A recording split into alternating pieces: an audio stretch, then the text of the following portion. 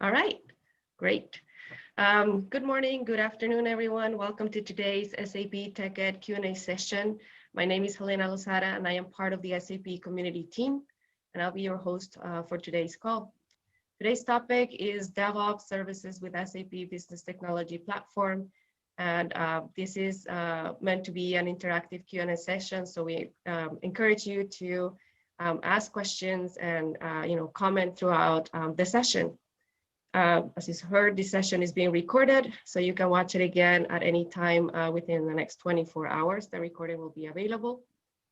Our speakers today are Boris Sarsky and Irina Kirilova, and they will provide a recap of our portfolio of services around DevOps with SAP Business Technology Platform.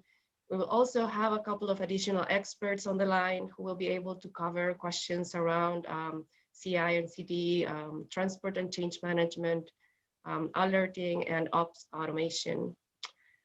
If you have any questions throughout the session, please use the chat functionality at any time, or unmute your line and ask live. If you are new to the SAP community, we have a tutorial that I will post a link to in the chat in a moment to help you get acquainted with our community. Once you have your profile in the community, you can follow tags. So in this case, we encourage you to follow the DevOps tag to stay up to date with any new content and any news and updates that the teams are sharing with the community. And with that, I'll pass it on to Boris. On to you. Great. Thanks a lot, and welcome everybody from my end as well. Thanks a lot for joining. My name is Boris Zarska. I'm a product manager at SAP in the area of cloud and lifecycle management. So we are in charge of several software logistics topics around the business technology platform. And together with a lot of colleagues, I'm forging the DevOps story around the platform and for SAP overall. And I'm very happy to have several colleagues with me in the call. First of all, Irina, as mentioned before. So Irina is our expert from the continuous integration and continuous delivery team with all the broadness of offerings we will have there.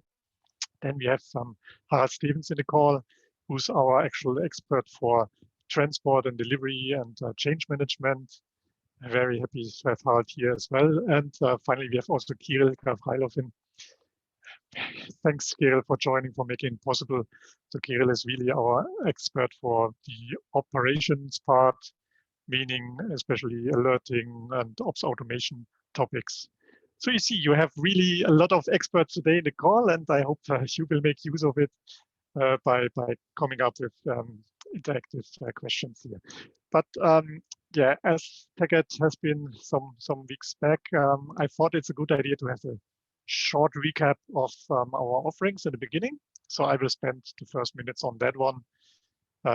For those who should not have watched any of our TechEd sessions in December or should not know the corresponding portfolio, just to get everyone on the same page. And I guess it's also a good basis to start the discussion afterwards.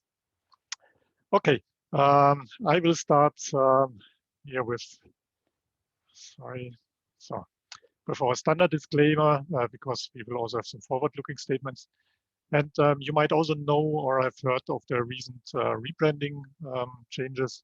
So I have also put a small disclaimer on that one, because now SAP Cloud Platform capabilities are now available as part of the SAP Integration Suite and the SAP Extension Suite, being part of the SAP Business Technology Platform.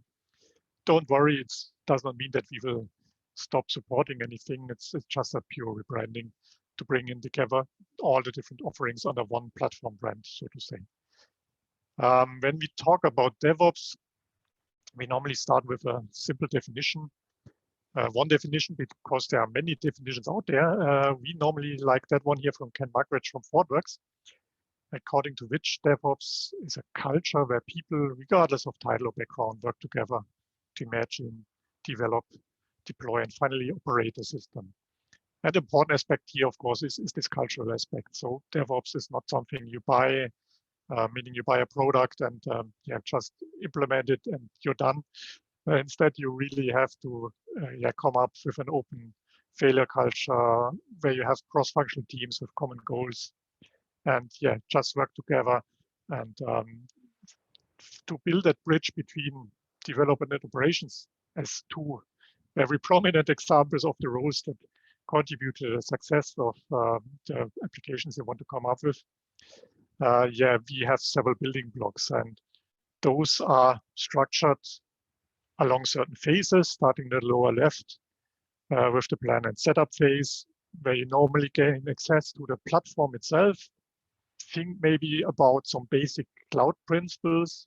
So how to operate applications there, what about security, what about account structuring, and then implement your environment accordingly, meaning setting up the sub-accounts and the spaces as required. But the main part is then also setting up some kind of continuous integration, continuous delivery approach.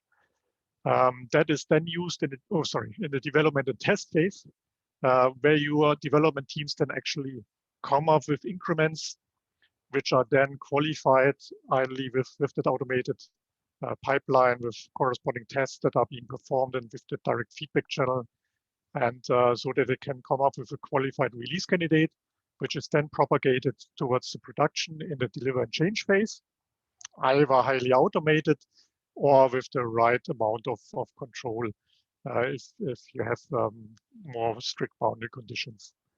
And in the monitor and operate phase, then you make sure that your application is then being provided with high performance and availability, for which we are also offering several services to support you there. As overarching topic, we have the automated optimize phase, where we want to provide capabilities in the form of some kind of central dashboard where all the different aspects come together, and then your cross-functional team can work together to optimize the complete aspects then along the full life cycle. And when you now take a look at our portfolio, so we have a very broad portfolio along all those different phases. It's a combination of best practice guides, of tools, services, cloud services. You can directly subscribe to and adapt those, and some other approaches and guidance you gain throughout the whole process. Yeah, for those of you who should not have watched it, I mean, we have or had the Dev 100 session where I outlined the offering in a little bit more detail. So the recording is still available there on YouTube, and you can still watch it. It's a 40 minutes overview of that session. In a little bit more detail, I already outlined the different phases, but just to give you a little more idea of the actual offerings we could now discuss in the remaining part. So what do we have in detail? I mean, one increment we start with is the best practices guide we offer there. So you can go to SAP Help Portal and yeah, get some basic principles and introductions, like here governance model, account model, with a lot of examples and guidance and best practices, but also security and compliance is outlined there. So it's a very good first meet also for those of you who should not have too much experience with cloud software overall or cloud approaches. And the other one is enabling continuous integration, continuous delivery.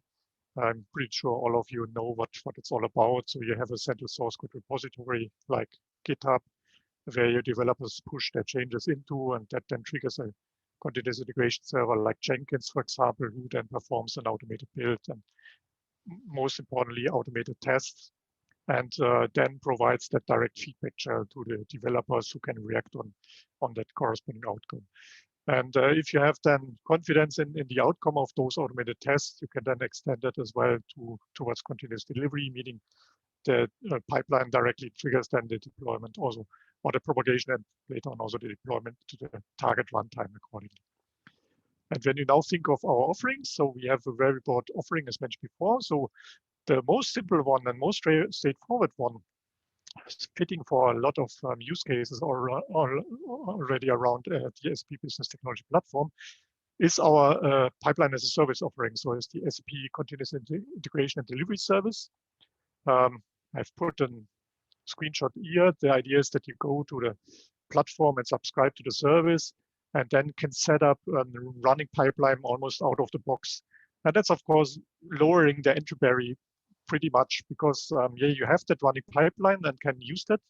And the important thing is you do not have to set up and operate an own CI/CD infrastructure in the end, right? So that's, of course, very handy, especially for rather greenfield approaches. And yeah, from that point of view, it's really a very good, simple starting point for developers. If you should need more flexibility, we have our Project Piper offerings. So that's just deriving best practices from our internal DevOps teams into tangible offerings. The most prominent ones are the pipeline templates you can download from GitHub. So we have here, for example, for the ABAP development pipeline and also a general purpose pipeline. For those of you who might know the offering, in the past we had also a dedicated Cloud SDK pipeline, but merged it now into the general purpose pipeline because yeah, there has been quite a lot of overlap and a little bit of confusion. But yeah, that is outlined there on the Piper page as well. That is complemented by a step library where you can then use steps to adapt and extend those pipelines and yeah, according to your needs with a lot of SAP context again. And recently also with this command line tool here for Linux. Then we have scenarios, meaning end-to-end scenarios with a lot of examples on very important or yeah, most common use cases around the platform. And finally, also some containerized tools, meaning Docker images you can also download and then also add to your existing pipelines then. So really covering a lot of different use cases and approaches. And the good thing is here that we are also opening up, for example, the step library that is being moved over to Golang, so making it more usable also for other continuous integration frameworks. While in the beginning we worked or provide mainly input for Jenkins, because we considered that as being de facto standard when we started with those offerings, but that now changed in the recent months, and we will continue in that direction as well. And finally, there's also a best practice guide for continuous integration and delivery, outlining the basic concepts, so you really get a basic understanding how to apply CI/CD in whatever framework you might have.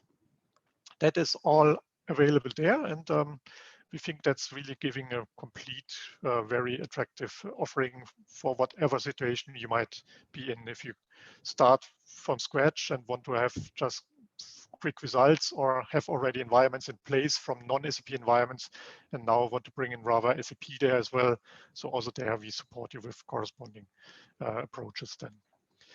Development and test is then rather straightforward in the sense that yeah, you can use then the pipeline, and of course we have several approaches like the cloud application programming model if you want to have some kind of golden path of best practices where we just give guidance to use Fiori and SAP HANA and so on, and then you gain some benefits by following that, where you do not have to consider certain aspects from technical point of view.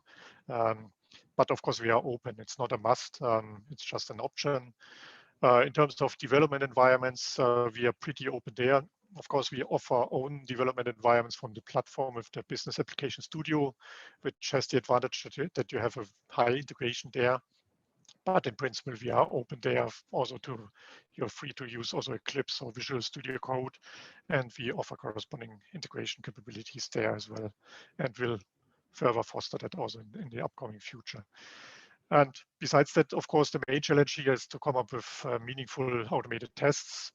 Normally, you have to establish testing as part of the DNA of your development process so that they start coming up with corresponding test cases when they come up with increments, and then evolve that as you go, meaning you come up with a certain amount of automated tests and then gain experience on how they really reflect the actual quality of the increment and work together then as team to further improve that and until you have reached the corresponding coverage then. That then brings up this release candidate, and here, as mentioned before, we have several aspects. I mean, one is deployment management, where our deployment infrastructure of our platform takes care for the deployment into the corresponding target runtime, so which we are offering, for example, the multi-target application approach. You might have heard of that. So that's just our concept to handle interdependencies of cloud applications, where you put all the different modules into one archive with the technical descriptions of the interdependencies. And that just allows our deployment infrastructure to use such an archive and look into it, and then it knows exactly to which target runtime the single modules have to be deployed, in which order, and which technical prerequisites have to be considered. Then one important aspect is, of course, handling interdependencies and also what level of control you need. In principle, as mentioned before, you could use the automated pipeline also to have that propagation into the target runtimes by just configuring that accordingly as part of your automated pipeline, which is fine for cloud native development, or if you have other means to control corresponding changes. And that's what, of course, a lot of famous companies do there out there in the market, right? But nevertheless, in enterprise environments, probability side that you might face a little bit more restriction when it comes towards your production environment. That's why we bring in transport management, where you can apply a standardized enterprise-ready change management process for your changes there. For example, to get transparency on the audit trail of changes, so who performed which change in which production sub-account and when. You can also establish some kind of separation of concerns, which first of all might sound like a contradiction to DevOps, but the idea here is that you rather have a defined handover from your teams, from your team members taking care for the development to the team members then that take care for the propagation and considering the different boundary conditions. Think of if you have a global setup with different target sub-accounts, there you might face different boundary conditions in terms of when to update those, who's allowed to do that, and so on. And then it can be handy to have that somehow distributed and in a more controlled way. And finally, you have the option to also synchronize your changes on the cloud with on-premise changes. So you have really having hybrid applications. That is, of course, then also a very good option to have those synchronization then. And for that, we have mainly two offerings. One is the on-premise change and transport system, enhanced change and transport system, sorry, CTS Plus. So if you should have something in place already for your on-prem landscape, then you can consider to extend it also to bring in the changes from the SAP Business Technology Platform there. Nevertheless, we handle their multi-target application, MTA-based content types, meaning mainly development content and SP integration suite content, but no further application-specific content types. Think of other services running on the platform like business rules, API management, portal content, and so on. And for that, we rather go into the direction to offer that via the cloud transport management service. It's a similar approach where you also have a logical representation of your cloud landscape and then handle the changes along that accordingly.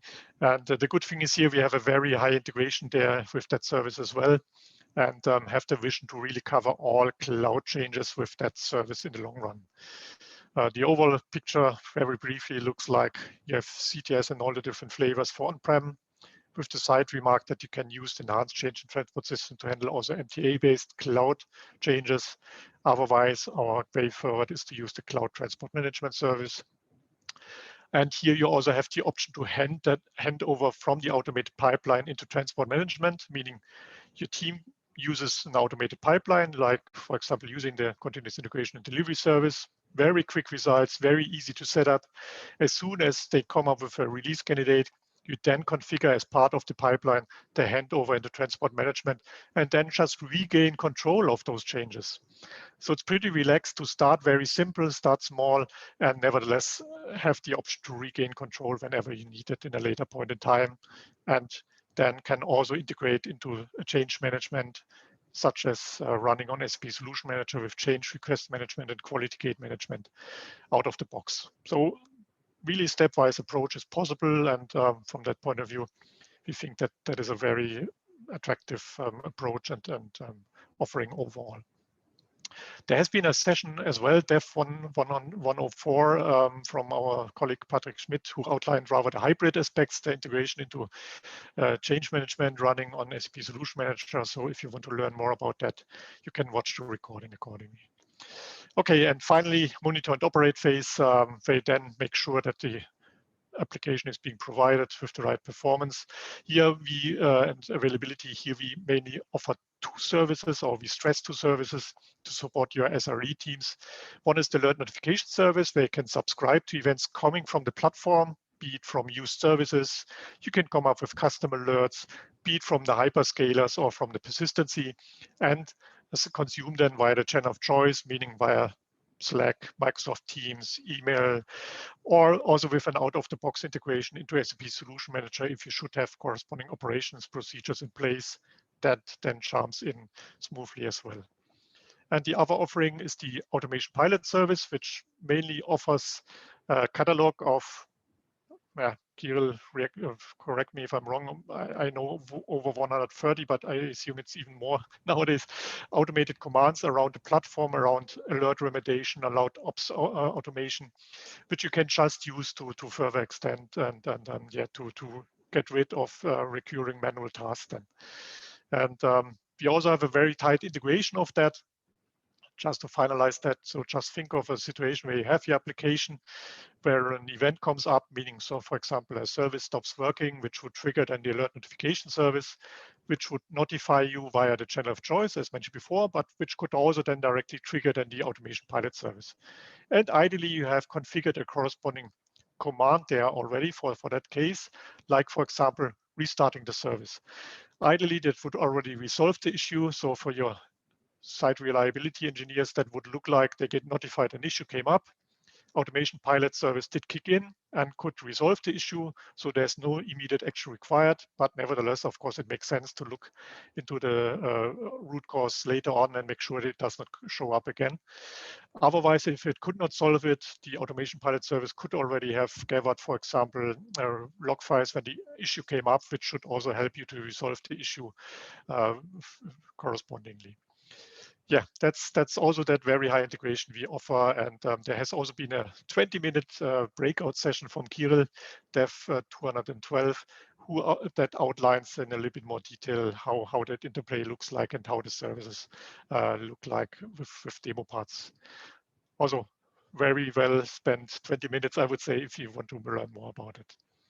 And finally, before we now open up for questions, we are working on that automated optimize phase where we want to have that integrated DevOps management. That's something where we want to come up throughout this year, where again, we want to have some kind of developer portal as entry point for your application running on the platform, and where you then can set up environments and see how the overall application is behaving and where immediate action might be required. Okay, so enough from my end. Now we could, of course, open up for questions. I'm not sure if there are already questions in the chat. Otherwise, feel free to unmute yourself. And yeah, we are here to discuss that. And colleagues, if I should have missed something, now is a good time also to chime in and correct me there. There was one question, Boris, about the slides, if they are available. So I answered it already and put the link to the TechEd session. I hope that it's accessible. I'm not sure if you have to be registered for the TechEd itself in December to be able to access the slides. But maybe, Elena, you could provide us with some feedback if you could accept. I think, Boris, you could share these slides as well because they are public anyhow. Absolutely. So if you should not get a hands on them, you can also drop me a line if you wish. Otherwise, we can also try to come up with a blog post afterwards or something like that to outline that in more detail. Then. It was already confirmed that the link is working, Irina. Good job. Excellent. That's nice. Good. That's good. Yeah. But anyhow, I mean, of course, yeah, I mean, we have now the session, but you can also reach out to us anytime later on. Are there any other questions right now? There's a Q&A coming up, I see. Maybe I should start sharing that you rather see our faces a little bit more prominently. That's already one question. I think, Kirill, your job. You've mentioned automation. Can you speak more about what specific items are targeted for automation? Where would most value be? Yeah. Well, basically, if you think about it, if you develop a complex cloud application or whatever cloud application, it most probably connects to some data center. It consists of different modules. It has a bunch of development of dependencies, and first and foremost, the automation should come in automating recommended actions. So your purpose in cloud world, you remember, like last year YouTube went down for 1 hour and the whole internet was full with news that everything is down and blah blah blah. And your purpose when you're having cloud application is always to keep it up and running, and to achieve this you need some recommended action. So if event X happens, so for example, if your application crashes or if you decide to execute an update, then if something goes wrong, you have to have a backup plan how to recover your application.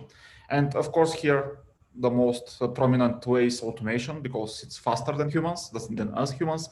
It's more effective than us, and so on and so forth. So I would say that you should think, we should have the mindset to automate absolutely everything in terms of starting from the deployment, using the CI/CD pipelines and so on and so forth, and going to problem solving and reacting to problems, to everyday tasks like updates, upgrades, reconfigurations, scaling up, scaling down your application, don't know, checking, having queue gates and different checkpoints and so on and so forth. So everything should be automated, and always you should go with automation first. And luckily, all the steps that Boris showed, the tools that we provide, they are basically exactly targeting automation, starting from the CI/CD and going to, I will speak in my area of expertise, which is once you deploy your application, what you should do. But going there, you have a bunch of challenges in front of you, starting from, as I said, alert remediations, restarting your application on a regular basis, updating your database, for example, applying OS patches, and so on and so forth. So here you can freely use the automation pilot, which provides you with all of this stuff at your hands and without any coding, which is also important to automate and to code as less as possible. And that's also another aim that we have with those services that approach them with low code, no code approach.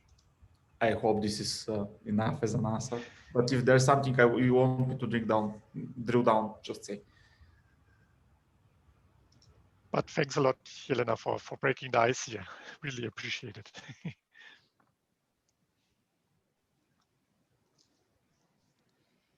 So I'm not sure in the regular chat were there also some questions, because I could not check that one.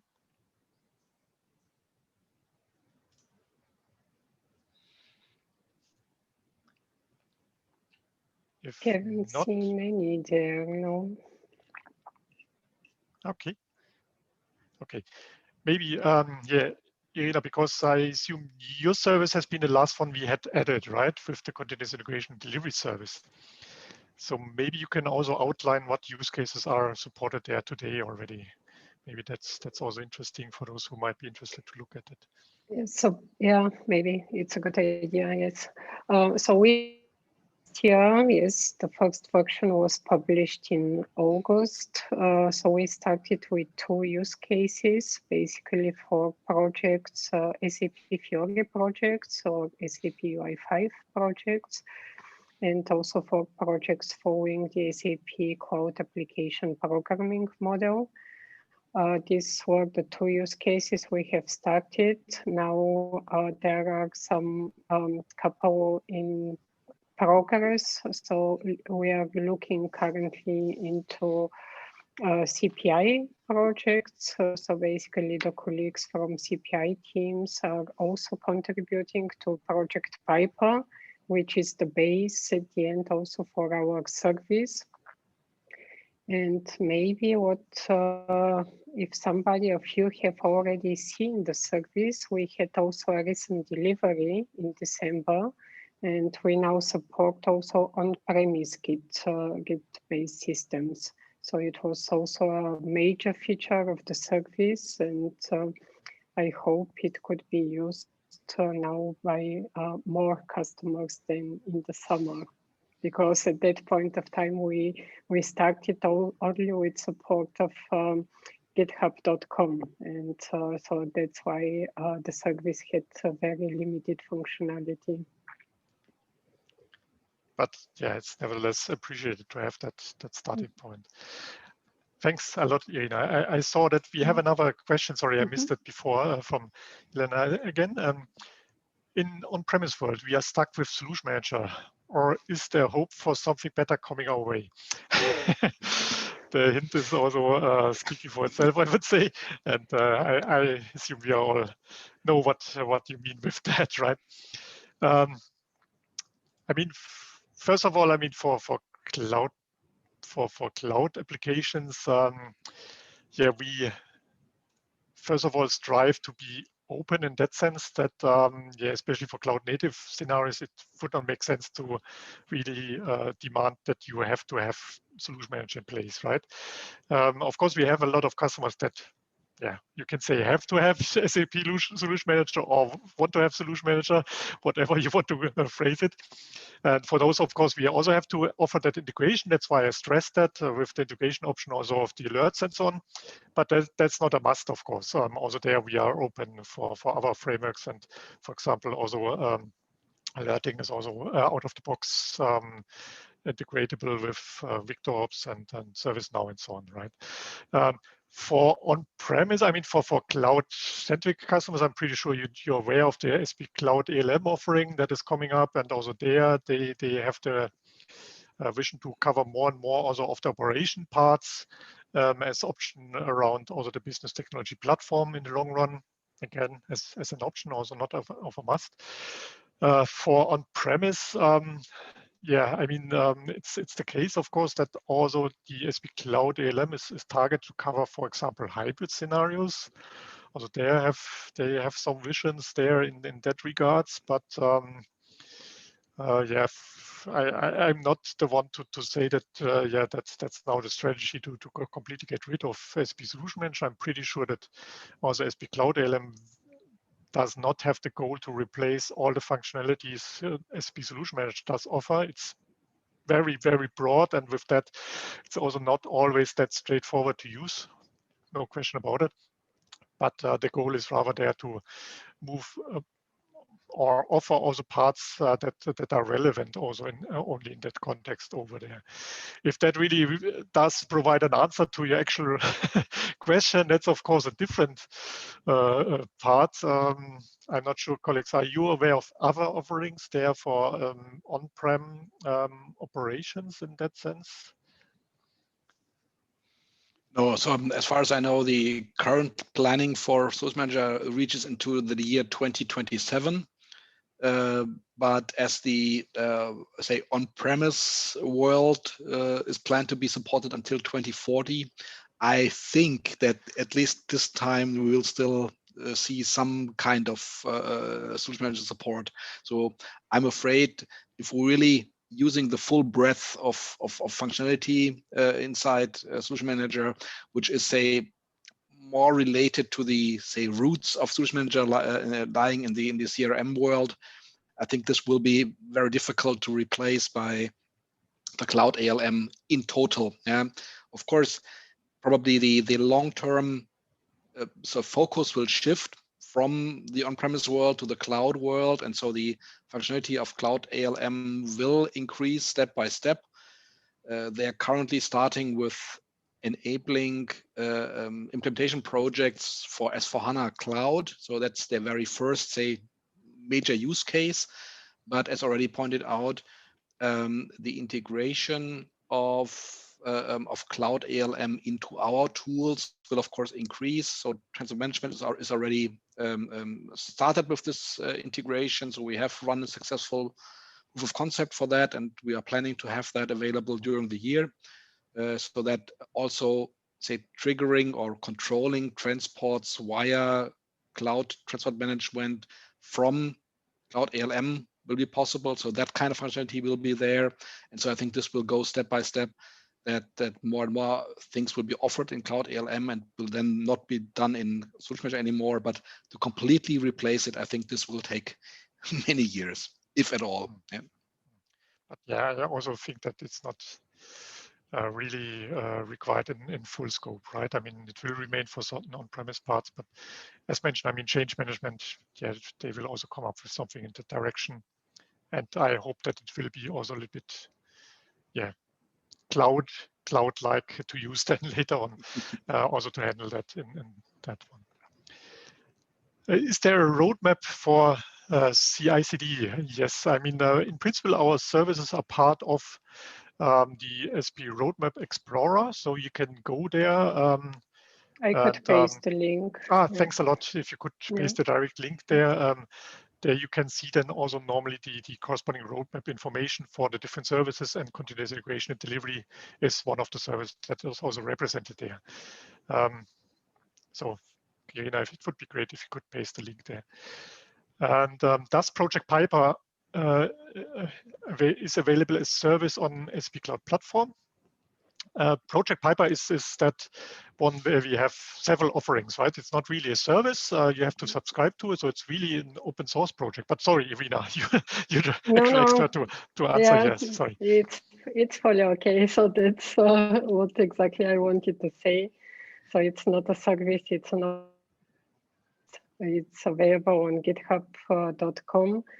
So basically, you have to host your own infrastructure if you want to use Project Piper. We don't provide this as a service. We don't provide any infrastructure with it. What is the offering with Project of the SAP know-how or SAP specific technology know-how by providing these steps. So it was a very quick overview of Boris.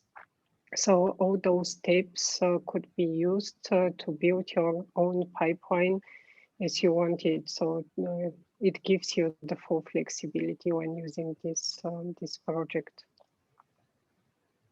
Yeah, thanks a lot, Irina. We have another question from you. In how far is multi-cloud different functionality on different platforms?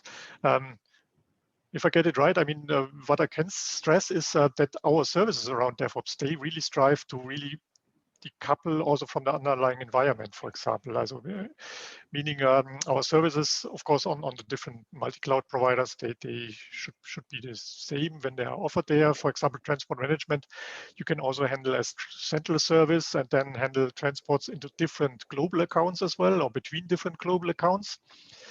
Also for alerting and continuous integration and delivery, you can stick to those approaches to handle alerts and ops automation and so on. And that's decoupled from the underlying environment as well. So no matter if you're using Neo today, Cloud Foundry tomorrow, and Kubernetes in the future, so really want to decouple that as well in a certain regards. And otherwise, for multi-cloud functionality, I would not see any differences. So we don't use direct functionality there, or of course it's a question where we are offered there, but the good thing is that you normally can use our services also across different accounts then, in that sense, like transport management can handle deployments from different Neo to other Neo and between Cloud Foundry and other Cloud Foundry sub-accounts.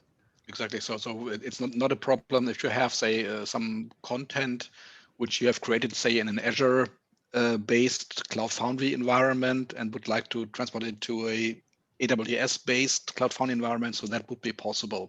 So that, from the point of view, we're agnostic to the underlying hyperscaler in a sense concerning the transport.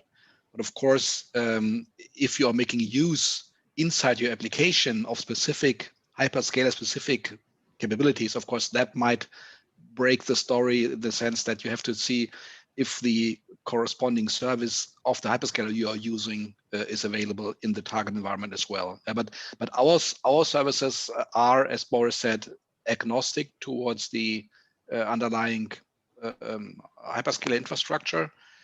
Of course, maybe I think the question also might also target in how far we say tie into existing tools of the hyperscaler. So we have some connection to Azure DevOps, for example, where we offer, I think, some Docker images which allow to execute specific steps of, say, our Piper pipelines inside Azure DevOps, for example. So there are some things, but we would have to look into specific requirements you would think of when talking about multi-cloud environments.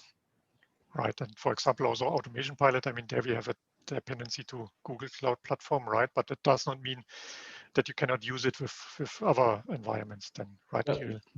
Actually, both Automation Pilot and Alert Notification services are perfectly suitable for multi-cloud environment. Even the Alert Notification service comes with out-of-the-box environment integration with Azure, AWS, GCP, and the other big infrastructure providers. So basically, you can get alerts from all of them and proxy them to whatever you like and look at the same way. The Automation Pilot runs already on GCP, on AWS, on Azure, and you can manage whatever you like there. So there's nothing that can stop you from using them in a multi-cloud. Thanks a lot. And we have a follow-up question here concerning Pipe again on Cloud Foundry. In principle, of course, you can use it for Cloud Foundry projects, right, Irina? I mean, directly setting it up would mean you would have to come up with known Jenkins infrastructure, for example, and then use it to deploy into also Cloud Foundry environments. That's not a problem. Of course, I think the question goes more where this Jenkins should be hosted, but maybe Veli could precise here a little bit what is meant. So in fact, yeah, I had some questions. I think exactly this week, somebody has tried this out to host the Jenkins on the Cloud Foundry. So at the end, you need a Docker environment to run this Jenkins if you use the image which is offered as part of the project Piper. But I don't have any experience with it personally, so I could not recommend it or say it's not working. So what I have seen is that this Jenkins is hosted in on-premise system at the customer side. Okay. Thanks, Irina. I've seen we have already almost reached the top of the hour. What I also wanted to stress is to support you in making the first steps. I mean, first of all, most of our services are also available in the trial environment, so you can try them out without additional charge. All the services will be part of the upcoming free tier we want to come up with later this year as well, right? And we are also working on an open SAP course that is planned to come out in April timeframe. So outlining the basic concepts there and giving everyone the same understanding there, and also stressing different aspects. So you can look out for that as well. Of course, we will then advertise that also in the community. I mean, we are flexible. We are there for you if you should have further questions. Also now, we don't have a hard stop here, but otherwise, as mentioned before, feel free to reach out to us also via the community, of course. We have our DevOps community topic page there, and are very happy to engage with you around the topic. And otherwise, you can also, of course, drop us a line if you should need direct discussions or reach out to us there. Any further questions? No, that I should have missed? No, nothing, right? So with that, I guess over to you, Helena. Thanks a lot. Well, thank you very much, everyone, for joining us today. Thank you very much to you experts also for sharing all these great information with our participants. As I said, this is a recorded call. We will make this available within the next 24 hours via the community website, community.sap.com, and through our YouTube, SAP Community YouTube channel. With that, thank you and have a great day. Thanks a lot for everyone for joining. Really appreciate it. Have a great day and stay safe, everyone. Bye. Thanks. Bye-bye. Bye-bye.